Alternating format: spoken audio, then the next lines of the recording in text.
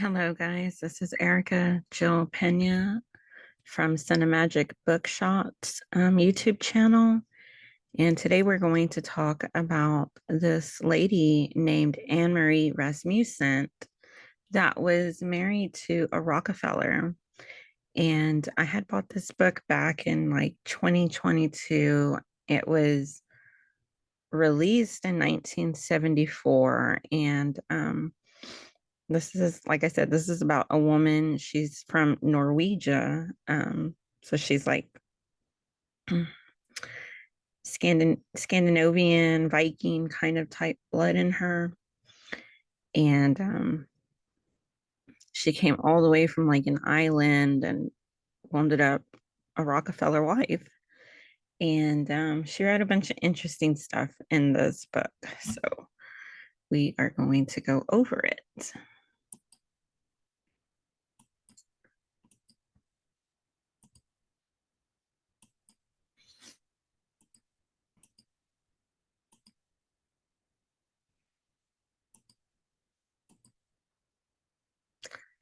Okay, so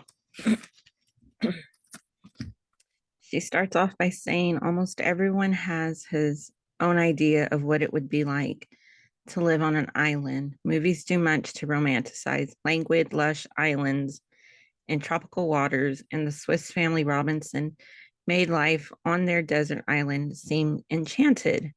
The theme of island adventurers has a strong appeal for many Americans, even the Rockefeller. Though they cannot exactly be called a typical family, we're imbued with the notion that islands are something special. An island for them was a refuge from their particular pressures. In visiting their various sanctuaries, they sought a communion with nature that would sanctify their daily life, bringing them peace, provide them with an escape from the sins of the fathers. I can still be incredulous when I heard that Miss David Rockefeller was collecting many of the islands off the coast of Maine. She had advisors and scouts who did nothing but seek available islands for her to buy before they were all gone. Stephen himself purchased one called Hat Island, and that remote piece of land excited and comforted him more than all of Rockefeller Center ever could. He loved getting down to basics there. I firmly believe that Michael, Stephen's younger brother, lost his life in a similar kind of search, a search for something basic, natural, and primitive. The whole family seemed to me to be periodically in flight. All of them needed to leave the publicity haunted mainland now and then and seek solace on some island. There was once in the Caribbean that even I fell in love with. Mr. Lawrence Rockefeller took a romantic island in the sun, St. John, and built Canal Bay Plantation there, a place fit for less rugged types like me who wanted to get away from everything except comfort. Sometimes I was convinced that the Rockefellers were being overly diplomatic and solicitous when at various family gatherings they asked me to tell them about the island off the southern coast of Norway on which I was born and brought up. They had so many important topics and so many fascinating people to discuss that I couldn't really believe they were curious about my tiny homeland or interested in my simple stories about islanders. I told them that to me, the island only brought back memories of loneliness, that on Borora, I was always aware of being far away from the rest of the world and believed I was missing something marvelous and surely must be going on out there. I wondered why anyone who lived on the mainland, much less own huge tracts of it, would ever want to leave it for a rocky, windy, desolate piece of land entirely surrounded by water. I've tried often to look back on that insignificant bit of land in the North Sea and to understand what, if anything, directed me along the path that led from the simple home of a grocer to a domestic job in the United States. to marriage into one of the most prominent families in the world.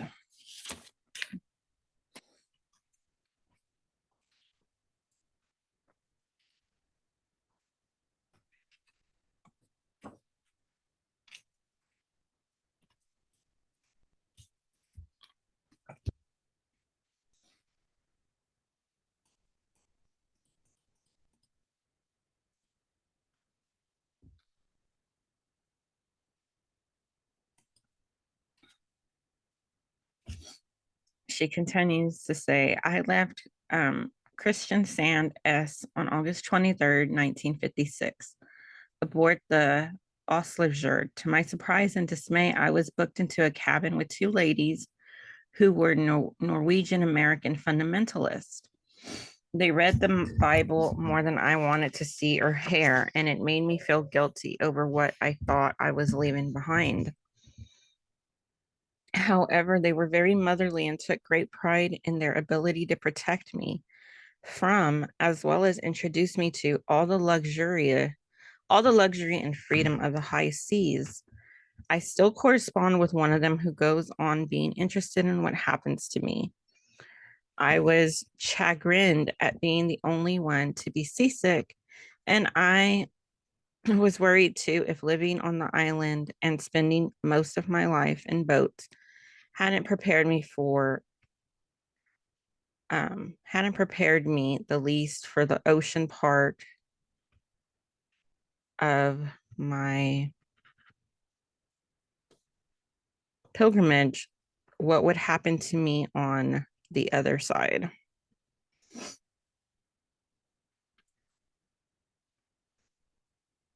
Upon my arrival in New York Harbor after 9 days on the Atlantic Ocean, I wrote to my parents. Strange to have finally arrived in New York City. Sorry to have spent my first night on a boat. Also, did you know that Manhattan is an island? Couldn't sleep 1 hour. I kept looking at the millions of lights and constant moving of cars. There was no stop to the traffic. Americans must not sleep very much. Early the next morning, everything and everybody seemed to change. The language became predominantly English, and the people seemed rushed and nervous as we prepared to meet the men from the immigration service.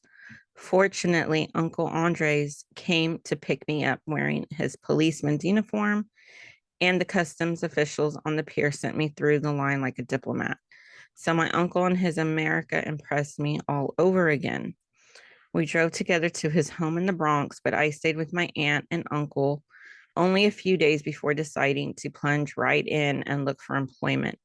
I was determined to find a live-in job, which would not only take care of the housing and food problem, but give me an opportunity to become fluent in English.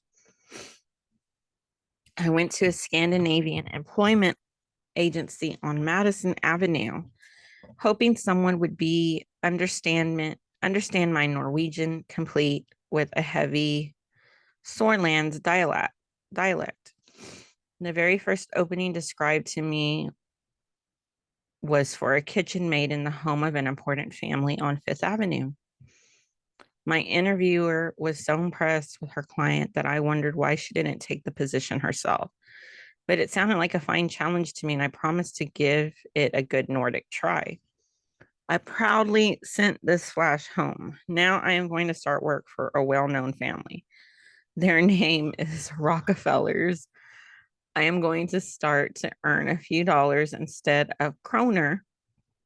I wonder how that is going to feel. I will let you know shortly, accompanied by my aunt who came along to help with the translating and carrying my few belongings in the suitcase I had borrowed from Mama, who was a traveler only in her daydreams. I approached the overpolite and well-dressed gentleman at the entrance to the Rockefellars' apartment. I thought he was very nice, even to bother about me to the extent of calling Miss Rockefellar's secretary, Miss Bay, to let her know that I arrived. Then this extremely formal man, who reminded me of a police officer in Norway, escorted me on the first elevator of my life. One dream come true. under a sign marked service. Miss Bay interviewed me for Miss Rockefellar, who would not be returning from Seal Harbor in Maine for a few more days. Understanding almost no English, I couldn't really tell how the interview was going. So I was surprised when my aunt told me I was acceptable to Miss Bay, who liked my blue eyes and big smile. I thought these were strange recommendations for a maid's job.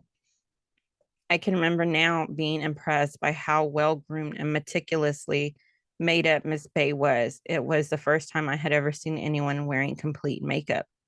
If her secretary looked like this, I thought, what was Miss Rockefellar herself going to look like? So I was truly surprised when I first met Miss Rockefellar, who didn't appear to have any makeup on except lipstick. She greeted me warmly and welcomed me to their home, the first American I met, who spoke slowly and clearly enough for me to understand. Much later, I met Mr. Nelson Rockefellar, who shook my hand firmly and said he hoped I would be happy and stay long in their home. At least that was how I interpreted this his smile and his kind voice at the same time. He seemed friendly, and I liked him immediately because he seemed to enjoy being alive. The Rockefellers had a very considerable household staff, and when we all got together, there were enough of us to hold a prayer meeting. The others, on the whole, were kind and helpful and patient about my indoctrination. I was both thrilled and amused to be in the company of so many people from other European countries, and I was eager to begin my collection of English words so I would be able to communicate with everyone. My textbook and my greatest joy was the Daily News, which I began to study religiously. The New York Times was also passed on to the staff when the family had finished reading it, but I couldn't imagine how anyone had enough time in one day or in a whole week for that matter to read it. I decided it must be a newspaper published exclusively for the wealthy who had nothing else to do. I hadn't been on the job more than a few days before I first set eyes on a photograph of Stephen Rockefeller. Esther, the Finnish cook, who was assigned to show me my household duties, pointed out to me in a mirrored wall of Miss Rockefeller's dressing room. It was his graduation picture from Deerfield Academy, Esther told me, and I can remember how impressed I was by his clean, good looks and his kind brown almond-shaped eyes. I believe I decided right then and there that someday that face would love me. The photograph was one reason why I enjoyed dusting Miss Rockefeller's dressing room, but it wasn't long before I started feeling a strange claustrophobic sensation in my own room, which was much smaller and more drab than any I had ever been in. And although my bathroom was far more impressive than what I'd been used to on Borora, it was shared by 3 other members of the staff who apparently took their evening rest in there. The hall leading into the stall rooms was long, narrow, dark, and foreboding, with nothing but on the walls. Perhaps it was the complete contrast with the family's home that made the servants' quarters gloomy. Whenever I opened the door between the two areas, I had the feeling that someone was saying, "Let there be light," and there was light. Among the things that impressed me most were a great array of paintings and a number of illuminated cases containing sculptures and ceramics and the like, which beckoned to everyone who passed by. It so happened that during all the 11 months of my employment and most of the times I saw Mr. Rockefeller, he was moving on, rearranging or giving orders about moving or rearranging objects from his art collection. This was done frequently and always with great flourish of excitement that made every change a ceremony. And I soon learned that whatever I liked or admired in those cases or on the walls, I had better enjoy while I could, because it would soon be replaced by something entirely different in size and shape and color. Most amazing to me at the time was the collection of primitives, as I heard Mr. Rockefeller call them. They reminded me of pictures of the starving heathens I had seen and pitied in my family's missionary magazines and of the idols from which the missionaries were trying to save the heathens. I was also embarrassed because so many of the sculptures and pictures Mr. Rockefeller carried around were nude. What immoral society could call it art? What unknown reason could this famous family have for owning such pieces, which were everywhere waiting to be dusted? The family spent the weekends at Pocantico, but when they were at home in New York, the help were summoned here and there by a bell in the pantry. Each morning, we all tiptoed around until the bells began to ring from the various and separate bedrooms. I remember writing home about this fantastic system and my discovery that all wealthy people in America, such a short time, and already I was generalizing, had their own separate bedroom and private bath. It must be wonderful, except if you were in love. The butler and the waitress were summoned to the dining room by a beautiful, delicate, but very soft bell. And we all seemed to spend a great deal of time just being quiet so we could hear the bell if it rang. I thought at first that the whole routine was ingenious and designed to give the Rockefeller family the ultimate in luxury. Strangely enough, though, they didn't seem any happier or more relaxed in the morning than the early rising, hardworking islanders back home. And many times the children in the family didn't get to the dining room on time and ended up eating in the kitchen, just like the help. Mama wrote frequent long letters, almost booklets, which carried me emotionally home each time. As I read them, I could almost see Mama in her clean cotton dress, protected by one of those aprons that set the pace for fashion on the island, where patterns for aprons changed much more often than those for dresses. I wrote back, Mama, your food is so much better than what the Rockefellers are eating. I am trying to be nice and behave myself because your eyes are on me wherever I am. I don't know why. Stop looking, please. I really did think of my parents and my sister often drinking coffee and enjoying those wonderful homemade baked goods. Here on Fifth Avenue, coffee was served only in the morning at breakfast, usually only one cup, and after dinner in tiny cups that looked like the toy ones in my playhouse back home. Apparently, drinking coffee did not give wealthy Americans the pleasure it gives Norwegians, who drink it every chance they get. As for cakes and cookies, they were occasionally served for dessert or for tea when elegant ladies came to visit Miss Rockefeller. The cakes were always sliced thinly, and all food was served on beautiful silver or china plates. Everything would be artistically arranged. The composition was always a masterpiece, sometimes surpassing the cakes and cookies themselves. No one ever just dropped them on the Rockefellers.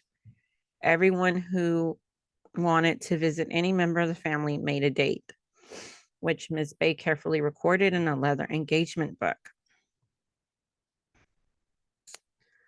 When guests arrived, I often observed them exchanging kisses on the cheek as they exchanged polite small talk. The conversations I overheard then took part in later when I was a member of the family, seldom or never penetrated to the personal level. If there were any problems, any fierce inward struggles, they never rose to the surface. The Rockefellers' facade, their public as well as their private demeanor, was constant, controlled, and unchangeable. I don't believe I ever witnessed any anger or tears, any emotional outburst whatever throughout the time of my employment. On the other hand, the family was aware in the broader and more intellectual sense of all the suffering in the world. And listen to this, guys. They were deeply concerned about underprivileged people everywhere. They spoke sadly and with compassion about young Americans who couldn't afford or didn't receive good educations. They were on a constant hunt for information gathering bits and pieces from newspapers and broadcasts and from long and involved but always polite discussions. They paid vast sums for research projects. They read great quantities of books and magazines. They seemed obsessed with responsibility, and the scale and scope of their charitable expenditures are public knowledge. The social concern was passed on to the younger generation.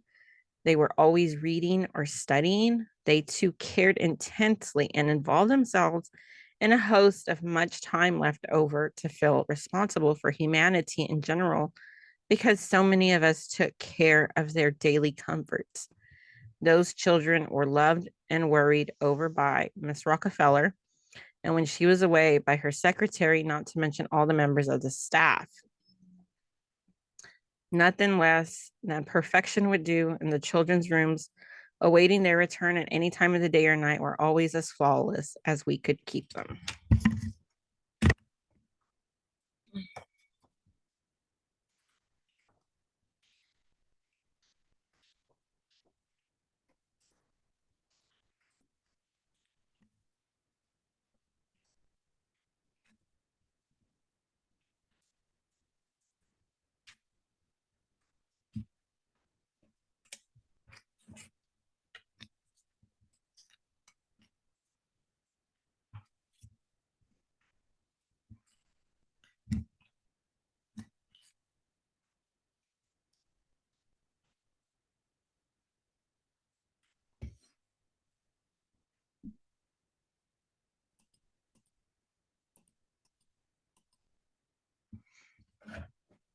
I got notes, so that's why I've got notes written down on which pages I'm going to read. Um,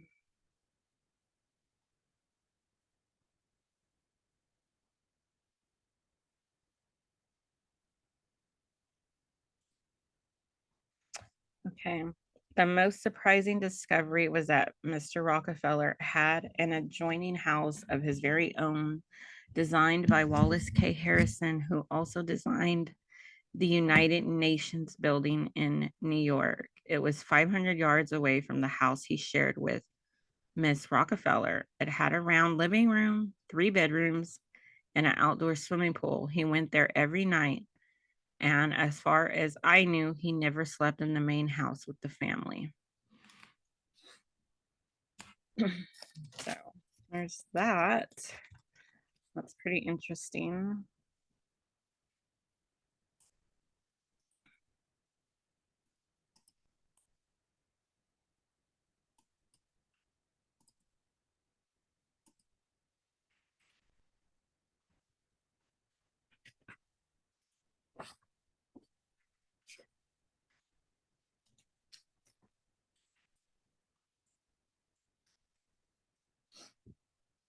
Okay, right in here it says, our worries were never on the same level. Stephen was constantly involved in some esoteric or philosophical dilemma, and many times I couldn't grasp what he was talking about. So by this time, they are already like talking and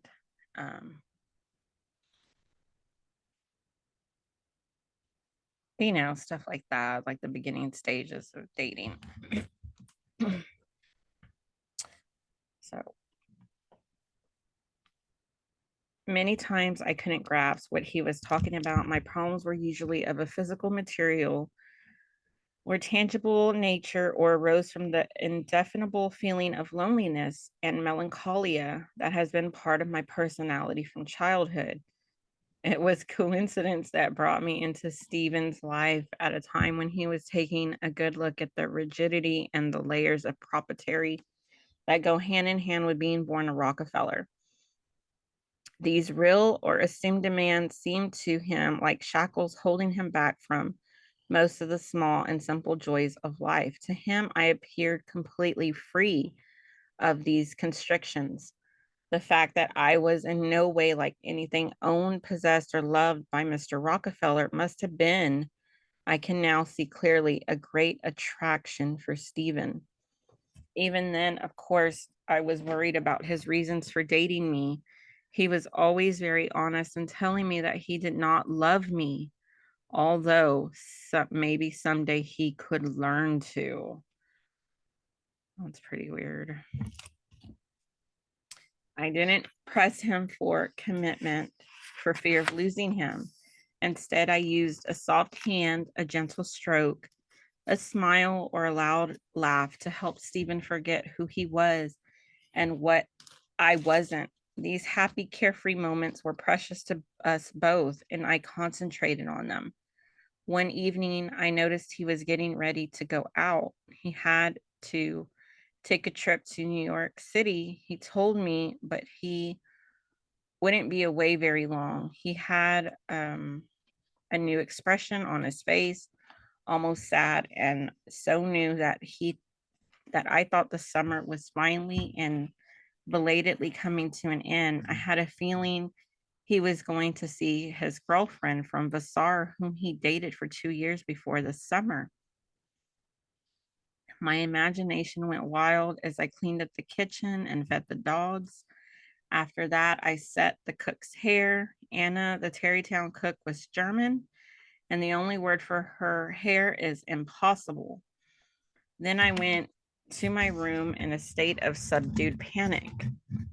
Much later, I heard my name being called underneath my window, but I just pulled down my shade and ignored his calls, feeling rejected and sorry for myself. Next morning, while I was supposed to be cleaning his room, he left the breakfast table temporarily and came in to speak to me. I told him I could accept his going out with someone else, but I thought he had added insult to injury by wanting me to see him afterward. He looked quite dear as he quietly and calmly told me he actually had seen the girl from Vassar in order to tell her personally about his new relationship with me, which meant the end of their dating. He seemed to care enough about her. To be honest, it was a surprise to hear him admit how close he and I had grown. All kinds of emotions began to well up inside me. It was an awkward time and place for such a disclosure, but Stephen gave me a big hug and left while I finished cleaning his rooms. That day later, in August 1957, I wrote home to Papa and Mama.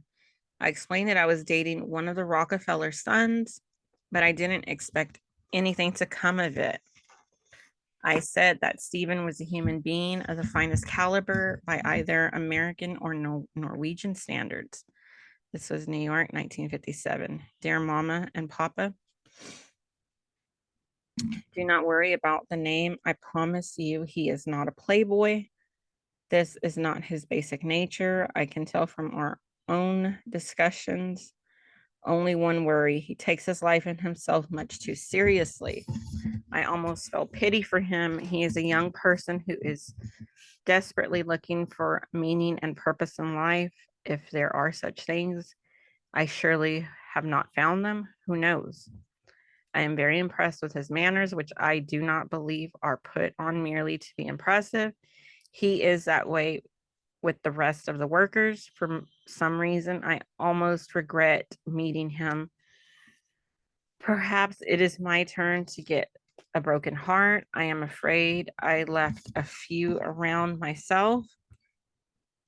Mama, you have always told me not to play with people's affections. I agree, but it can and does happen so easily. It is easy to be in control and be detached from another's feelings if he doesn't really matter.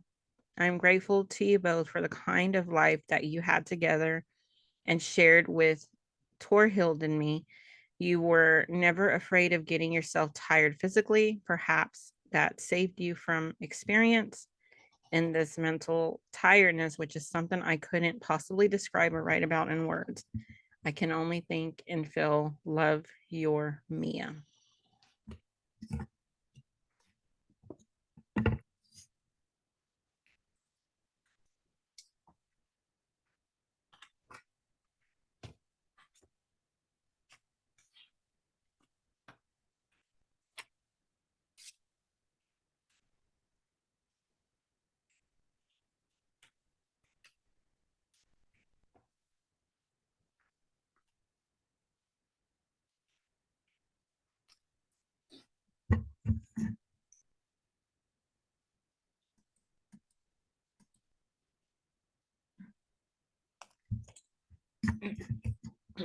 Okay, so this is like a tour of his laboratory. Afterwards, Stephen seemed pleased as though I had received a stamp of approval from his professor. He told me that President Eisenhower and Walt Disney had both recently visited the lab and that the president wasn't too pleased with Cantrell's tricks, but that Walt Disney kept his sense of humor. I know now that Hadley Cantrell was a student of human behavior. Looking back on the incident, I'm glad I wasn't aware at the time of the implications of all his silly questions. When I got back to New York, I had so much to think about and sort out for myself. But one thing was sure, I couldn't go through life feeling sorry for myself when Stephen's Princeton's friends and his family spoke about matters that were beyond my comprehension. To begin with, I decided to take a good basic course in English at Hunter College the next semester. Shortly thereafter, while talking to Stephen one evening in a payphone booth near my rooming house, I looked across the street just in time to see someone shot dead. It was definitely time to move. I remember that once when I had gone to church with Gerda, I had met a nice elderly woman friend of hers, Miss Matson. I called her and asked if she could possibly take in a boarder. She seemed agreeable, so I moved my few belongings to her home on Summit Avenue in the Bronx. Bloomingdale's became more hectic and more lonely too as Christmas approached. At the end of one day, tired and hungry, listen to this. I found myself with only a dime and a subway token in my pocket. I used the dime to call Miss Matson. Apparently, Stephen was home for the holidays and had called to invite me to dinner. I approached the first man I saw and asked if he could change the token for a dime. He just smiled, gave me a quarter, and told me to keep the change. When I called the Rockefellar home, I discovered that I was invited to dinner with Stephen's parents. Their apartment was close enough for me to walk to, and I was hungry enough to accept eagerly. We had a nice evening, and although his parents were formal, they were also cordial. My only problem was that I was starved, and when I saw what small portions Miss Rockefellar took, I decided to do the same, trying my best to be lady. I thought perhaps she eats seconds, but no seconds for anybody except Stephen. I left the table only slightly less hungry than when I arrived. Stephen drove me home afterwards and seemed pleased that the evening had gone so well. When we reached Miss Matson's, he gave me a huge package from the back of the car. I invited him in and gave him the Norwegian sweater I had knitted for him for Christmas. Wishfully thinking that a ring would come in a small box, I was not terribly excited about my own big present, though I had never seen such a large package. And when I opened it, I was literally speechless. Inside was a life-sized stuffed penguin. I had never heard of a grown-up giving a toy to another grown-up, and I couldn't understand why Stephen had chosen such a strange gift or guess if it was meant as some kind of secret message. That's pretty weird. Um, she goes on and says that she went home feeling miserable and fell asleep with my penguin and Stephen's Christmas card depicting a stained glass window, thinking that at least the card had a religious message.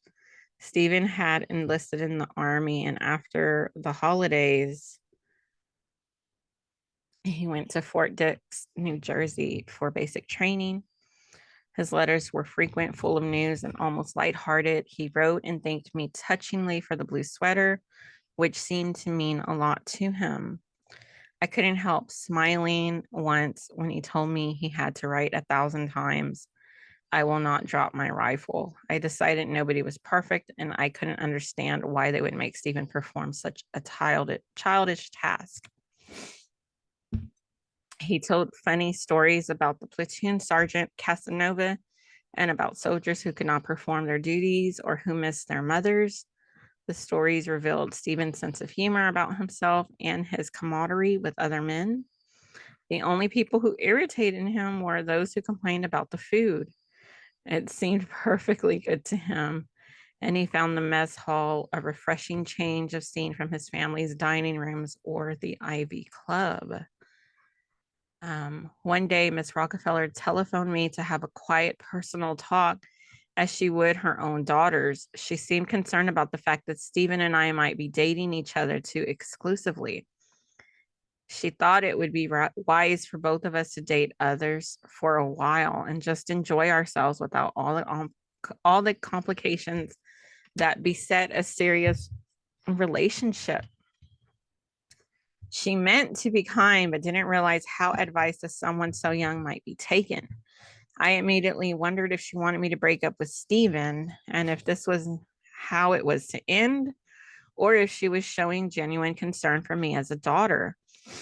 She always wanted me to think about the serious and necessary social adjustments I was making and would have to continue to make in order to fit into Stephen's world and his life. She had another piece of motherly advice. The sweater I'd worn when I was last in her company was too tight. I shouldn't wear such clothes if I didn't want to give people wrong ideas about what kind of girl I was. As for herself, she confessed that she regarded me as an honest individual who was being nothing but straightforward with her son.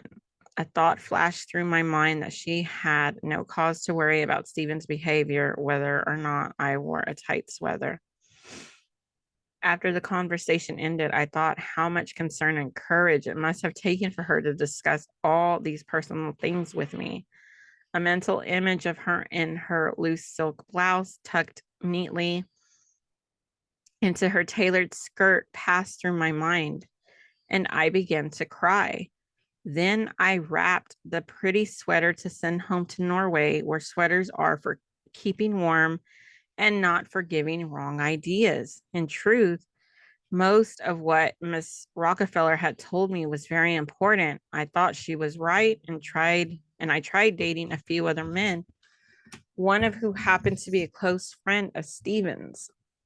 He was kind, thoughtful, and seemingly interested in me. Naively, I would report all of my activities to Stephen, who didn't approve at all.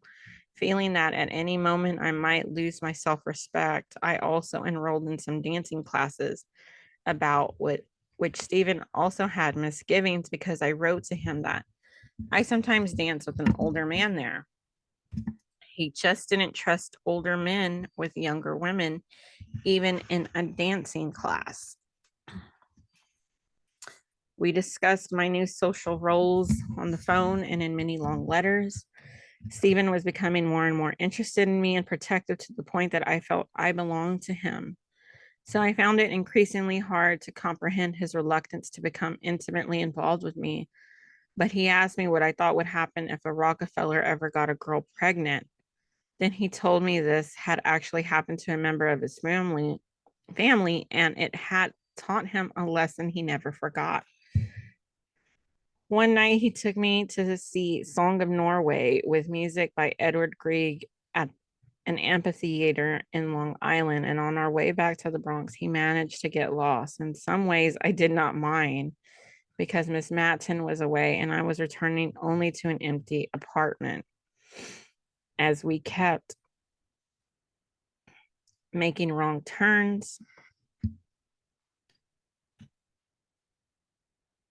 I tried to look as upset as he, but inside I was happy just to be in his company.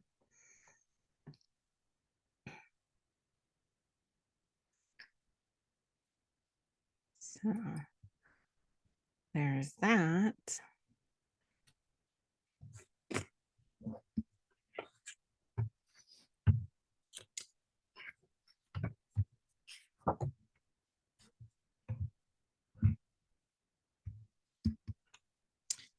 Okay. One letter told me how he felt trapped to a certain degree by his name, by publicity, and by the various ventures in which he was currently engaged, looking everywhere for some kind of balance. Perhaps I could provide this balance. His last day in the army was to be July 9th, and after attending the wedding of his friends, Bob and Martha, he planned to leave for Norway. The fact that I was gone had come as a sudden shock to him. He told me of the hours he had spent thinking about our relationship, and as time went on, he would write more about this to me. He told me quite honestly that I was the first and only girl of whom he had cared and whom he had wished to be kind to. The realization was coming to him how much he loved and missed me. My heartbeat and my body were not functioning properly. Reluctantly, I answered the letters, which contained all the thoughts and feelings that I had hoped to hear for 3 years. Without realizing that I was doing it, I apologized in advance for my small home and my simple family. His assurances came back immediately. There was nothing more relaxing to him than the thought of being in simple surroundings with good, honest, and basic people. The size of a house or how fancy it was meant very little to him. He told me that a man may have lived all his life in one small place, but understands certain primary truths about life that another far more experienced person may never have grasped. It was as if he were telling me that many people read volumes of books and remain ignorant. He assured me that the language would be less of a problem for him than I might expect because he had started listening to Norwegian language records while he was in the army, and now he was studying with the help of records that promised he could learn Norwegian. The letters became more and more tender and romantic. I thought that was really cute.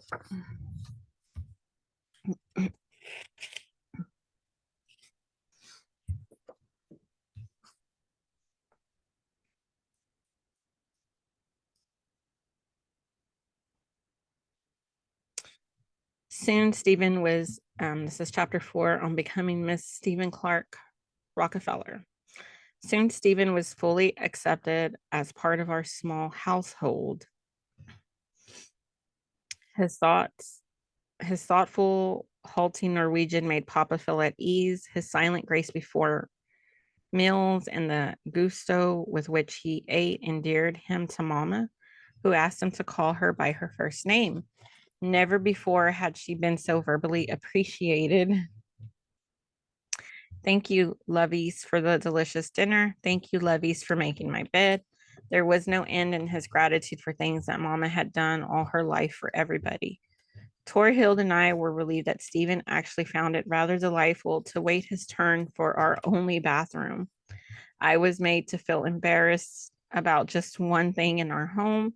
He couldn't understand why Mama had such an abundance of sentimental religious pictures everywhere, especially in the bedroom. Listen to this. They made him feel as uncomfortable as I did when I first encountered Nelson's nudes. Oh my goodness. Little does she know what she was getting into.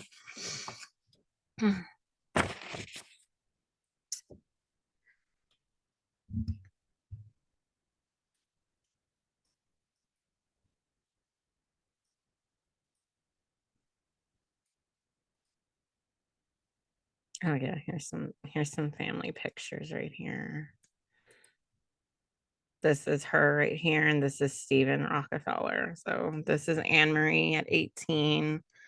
And this was Stephen's graduation picture that I guess she liked when she was dusting the his mama's pictures. So yeah, this is them right here.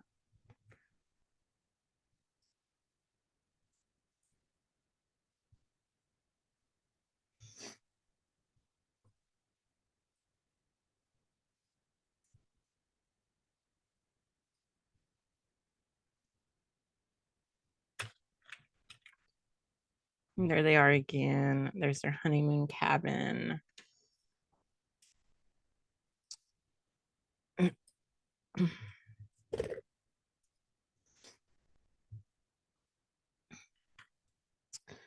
Okay, so with memories of the so-called farm, barn, and horse stable of Terrytown, I was unprepared to see a Rockefeller ranch that was just a ranch, and I was equally unprepared for a honeymoon log cabin that turned out to be so primitive. The large living room had a conspicuous but comfortable bed in the middle of the floor, but the room was so covered with Indian art objects and Navajo blankets that I wondered how or if we could ever get into it. It all looked so Nordic that I thought the Indians must have stolen their ideas from the Vikings. Stephen said that this was an interesting observation and that if I went to South America, I would find similar resemblances because almost all of the cultures have influenced one another.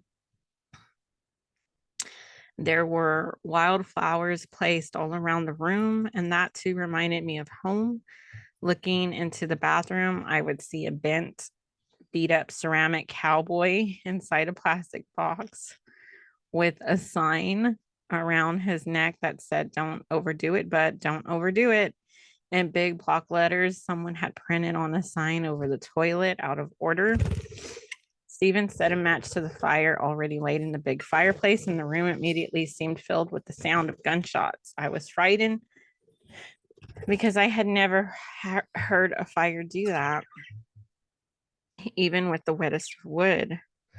When Stephen's cousin asked us about the fire, we learned that they had fastened balloons on strings in the chimney.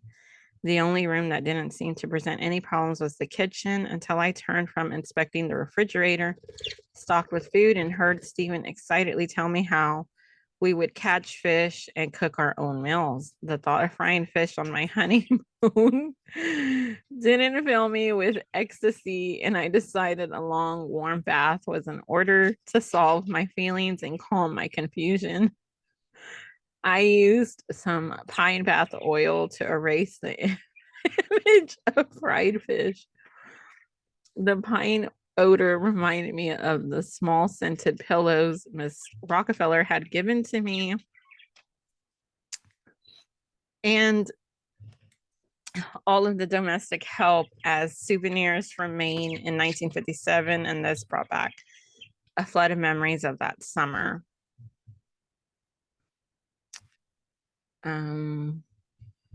So they're married. The sensual fragrance and thoughts of Stephen melted away my petty annoyances with the American sense of humor regarding marriage and honeymoons. Soon I was snuggling next to Stephen in the bed. It was nice to find clean white sheets and pillowcases under the Indian art. The next morning, Stephen gave me an antique Navajo necklace he'd purchased some time ago and saved for the girl he would someday marry. It obviously meant a great deal to him. He then produced writing togs for me and said the time had come to put them on. I'd never worn writing boots before, and he had to laugh when I wobbled. My feet went out from under me, and I slid halfway across the room on the Indian rugs. He said I was all set to ride a horse now, that I'd taken a fall and learned how to get right back up again. When we went out to the corral, I was horrified to see so many horses confined in one spot. And for some reason, Red petrified me. He looked as if he could give one big yell and have the whole herd charging out of the corral to greet me. Instead, he just led up the horse he'd picked out for me.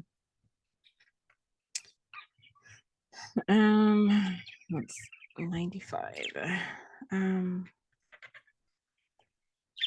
That night, after our first full day on the ranch, Red got hold of somebody to impersonate a reporter who came to our cabin door requesting an interview with Mr. Rockefellar. Stephen made all kinds of excuses, and when he wouldn't open the door, Red and a group of men and women started banging pots and pans together. It took a long time for me to realize that the pans and lids had nothing to do with Stephen's kitchen maid. It was just more old American customs still being carried out in the West. A chivalry, as I later learned. Not long after all this commotion, Stephen's cousin Laura, one of Lawrence's daughters who was also staying at the ranch, came to speak to me in private. She wanted to know if I needed any information about birth control. Of course, she was only trying to be kind and helpful, but I was horrified. The subject hadn't even come up between Stephen and me, so how could I possibly discuss it with Laura, who couldn't have too much knowledge to pass along because she had been married only a short time herself? Later, when I told Stephen about Laura's delicate diplomatic visit, I said I wasn't up to worrying about such things and didn't want to discuss them with him or anyone else again. That was one subject I was unwilling to discuss.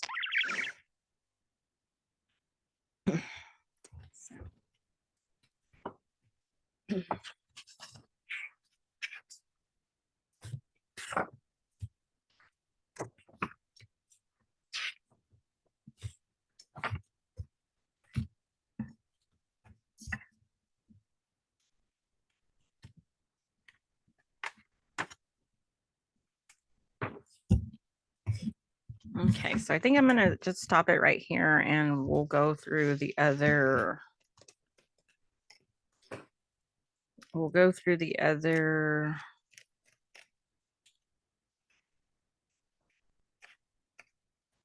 I've got about like another 100 pages to go, and it starts getting really, really good. There's a whole bunch of interesting little tidbits that are in this book that really, really caught my eye, and I hadn't seen anybody break this book down, so that is what I am doing.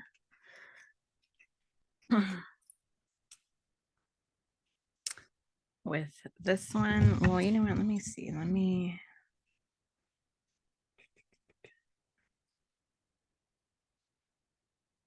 Okay, well, let me just get to 100 at least. This is she's on her third week of the honeymoon and she writes this letter to her mama. She said, "Dearest mama, I am still in love, even more than ever. Stephen is being very thoughtful. He has dried dishes now for 3 weeks. He has loved this place since boyhood. It is a beautiful scenery, but that is all I can say for it. I can see why Stephen feels so at home in Norway if this type of setting pleases him. I know I have gotten a good husband. I hope I can do my best to make life easier for him. It appears that being born a Rockefeller has made many problems for him, the kind that I have been spared. I can see how the name Rasmussen is much easier to carry. It will take me some time to fully accept or understand everyone's way of acting and speaking. Certain new ideas and things get to me, to say nothing of my nervous system. I am not unhappy, only tired of learning at all times. Did you know that the United States has many national parks? And that, listen to this, and that Stephen's grandfather created and was responsible for the Acadia in Maine, the Shenandoah and the Blue Ridge Mountains of Virginia, the Great Smoky Mountains, and the Great Teton National Park. Here, where I am staying, I have learned quickly about national parks. And I thought that was just so interesting because there's a whole bunch of shady stuff that goes on at national parks with people turning up missing. Um, and they don't really disclose a whole bunch of stuff that happens at the park. So I thought that was really interesting.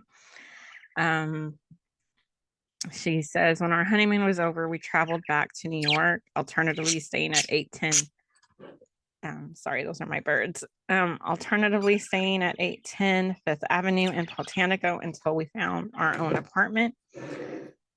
Winthrop Jr., who was Pultanico visiting his father, was the first of all the Rockefeller children to come and greet me on our arrival of the estate. He ran from the cutting garden there, where formal gardens, greenhouses, and garden for just picking with a handful of flowers in every imaginable color. Bobo Rockefeller passed through my mind, and I decided I must be a good mother to have such a thoughtful and outgoing son, sensitive to flowers and new brides. Stephen's mother was warm and welcoming. I had spent a great deal of time on the estate as a maid and as Stephen's secret date. How strange and how different it felt to be there as a member of the family. The first Rockefeller function we attended was a luncheon that John D. Rockefeller Jr. gave for Stephen and me at Kaiwit. I asked Stephen what I might wear to such an occasion, and he suggested my native Norwegian costume. When we arrived, his grandfather was sitting on a wheelchair by the living room window. I went right to him to shake his hand, and he kissed me on both cheeks. His wife was by his side and also welcomed me warmly. and my nervousness disappeared. The conversation at the table had mostly to do with family matters and nostalgic reminiscence about the past. It was clear that the old man was very fond of Stephen, and I began to feel very fond of him. I told him now how much I enjoyed the lilies of the valley floating in our finger bowls because they grow wild in Norway, and I had always loved picking them. So she writes her mom another thing, and she's like, it seems that Stephen's sweetness comes from his grandfather. Before my next visit to him, I hope I remember to take an extra dosage of vitamins to help with all the energy loss. That's really interesting that she says that. Mr. Rockefeller's house is not to be believed. Guess not even in the movies would you see anything like it. Lunch lasted from 1 to 2 p.m. His kiss on the cheek felt good and gave me a warm and wholesome feeling. He is now 87 years old. I was touched at his prayer before the meal. Everything and everybody was quiet in the true sense of the word. Mr. Rockefeller gave a feeling of holiness. I can't describe him more. That word tells everything about my feelings for him.